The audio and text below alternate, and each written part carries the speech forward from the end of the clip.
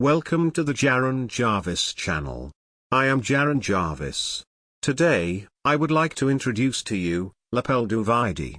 It was something I had read about, but I had never experienced firsthand. It's most commonly known as the desire to leap off of something, like a tall building or a cliff. The call of the void is what it translates to. I'm actually terrified of heights. I have never given thought to leaping from anything taller than a step stool. When the Martins moved to town, that changed. They had no trouble making friends. By the end of the week, they were the talk of our little community. Everyone seemed to adore their daughter, Eve. They would talk about how polite she was, and quiet. They said she rarely talked out of turn. I guess she was exceptionally good with their kids too.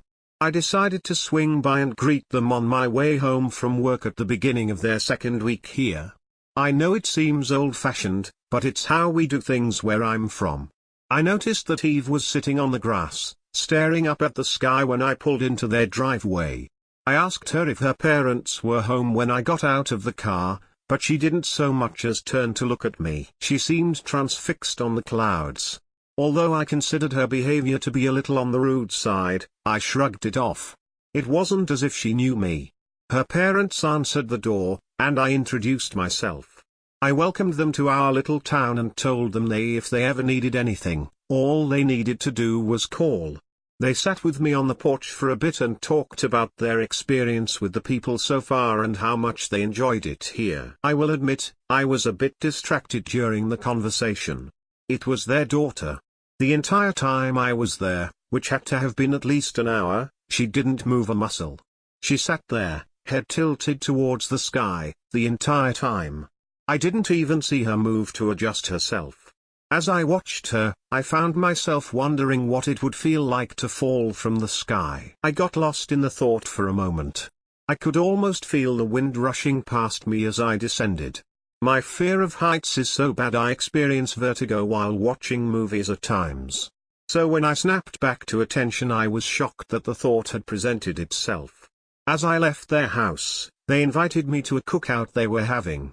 They wanted to thank everyone for being so welcoming to them. I accepted the invitation and climbed into my car. My attention was still focused on Eve until they called her into the house.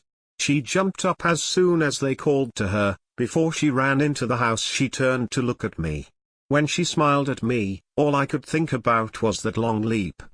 When she turned and ran into the house, the image was gone. I spent the next 2 days mulling over that experience. I was unable to come to any logical conclusions as to why I had suddenly started to wonder what it would feel like to jump. I told myself it must have been an intrusive thought and tried to let it go. Funny thing is, I couldn't seem to do that. The day of the cookout, as I drove to the store to pick up groceries, I could have sworn I heard the broadcaster on the radio whisper the word jump at least 3 times. It happened again on the way home. Everywhere I looked, everything I heard, it was all telling me to take the plunge. That I wanted to do it. Scenarios played through my mind. In each of them, I fell from a great distance, the wind comforting me as the ground got closer. I felt calm in every scenario. I thought the cookout would help take my mind off of my newfound obsession. I was wrong. If anything, things got worse after I arrived. I tried my hardest to keep my attention away from Eve and off of the void, but it was impossible. Being near her caused it to intensify. It felt like I was going insane. I couldn't even hold a conversation with anyone. Anytime I tried, I would hear them whispering to me about the call. Have you ever wondered what it would be like to jump off a cliff? Wouldn't it be amazing, to fall from something so high? You know you want to do it. I want to do it too. It wouldn't stop. Eve seemed to be behaving normally enough. She was running and playing with the other children, but you could tell that her attention was somewhere else. Every now and again, I would catch her staring up at the sky. She looked over to me once and flashed that dazzling little smile of hers. The way she looked at me made me feel as if she knew what I was thinking. Like we were sharing the same thought. I excused myself and headed home for the night. I couldn't stand being around her any longer. It wasn't just a nagging thought anymore, I wanted to jump.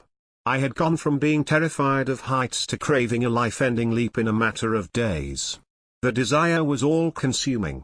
I couldn't watch television, listen to the radio, or talk to anyone without the thought creeping in.